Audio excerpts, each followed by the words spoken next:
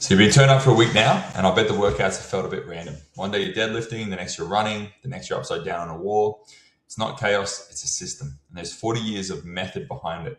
My job in the next 4 minutes is to hand you the lens. Once these three ideas click, you'll walk into any session, look at the whiteboard, and actually understand why we picked that workout for you today.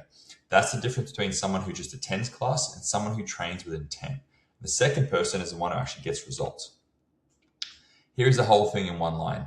And this is the actual textbook definition CrossFit was built on, not something I just made up. Constantly varied functional movements performed at high intensity. That's the prescription. Now, what does that mean for you? Well, a normal person with a job and a family and a body that has had a few birthdays, every single one of those three words is chosen to give you the most fitness for the least wasted time. You do not have hours to train. This definition is the most efficient route from where you are to fit, healthy, and strong. The rest of this video is just me unpacking those three words so that next time you see a workout, you can see the logic underneath it instead of just gritting your teeth and getting through it. Now, let me take these one at a time. Technical first, I'll explain it technically, and then we'll go into how that actually applies to you. So functional movements, these are multi-joint, full body movement patterns. That's like squatting, hinging, pushing, pulling, carrying. The way the body was actually engineered to move. Why do you care? Because these are the exact movements your life is made of. The squat is standing up off the toilet. The hinge is picking your kid up off the floor. The carry is 2 bags of shopping from the car. We train these because they transfer. Strength in here shows up out there.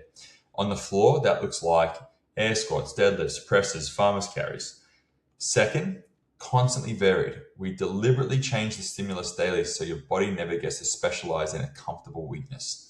The bloke who only ever runs gets gassed under a barbell. The bloke who only lifts blows up on a 400-meter run. Varied means broad, ready for whatever life throws, not just one party trick. Now, third is the intensity. And I'm going to spend a whole slide on this one because it's the engine.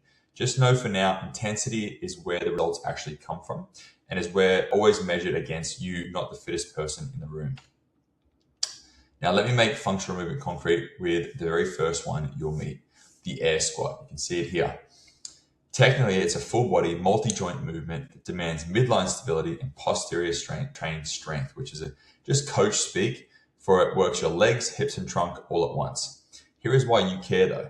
This is not a gym trick. It is the single most used human movement there is. Every time you stand up off the couch, get off the toilet, climb out of the car, pick a kid up the floor, that's a squat. So when we train it in here, we're quite literally training your everyday life to get easier. And on the floor, nobody is forced into a deep, perfect squat on day one. We scale it, squat to a box, hold a rail, go to whatever depth you own today, and we build from there. Everyone squats, we just meet you where you are. This is the one I need you to really hear because it's the most misunderstood word in the gym. Technically, intensity is power. How much work you do in how little time. That is it. And in the research, intensity is a single variable most strongly tied to getting results, fat loss, fitness, whatever it is. Here is the part everyone gets wrong though. Intensity is relative. It is your effort against your own capacity today. So a scaled workout where you're moving the whole time, breathing hard, genuinely working, will outperform an RX workout where you see those weights on the board, where you just stand around resting and looking at the bar just because the bar's too heavy.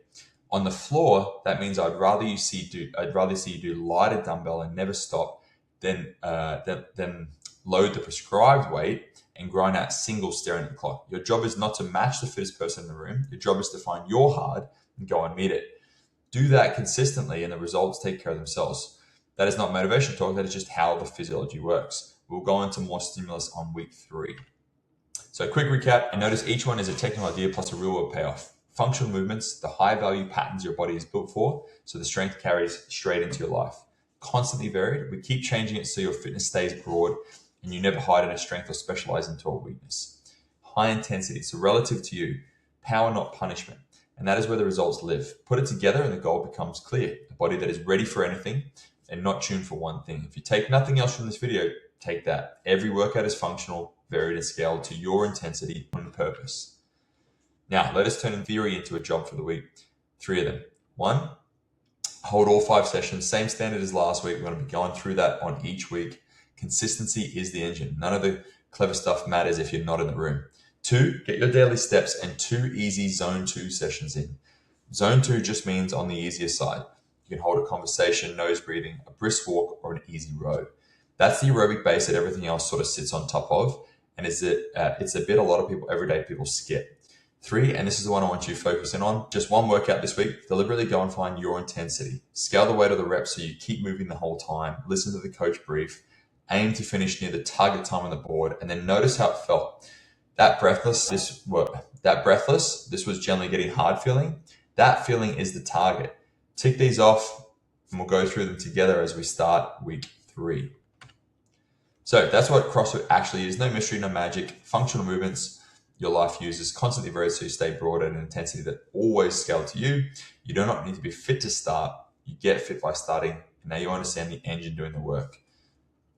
Carry that lens into every session this week. Look at the board, find your hard, and go and meet it.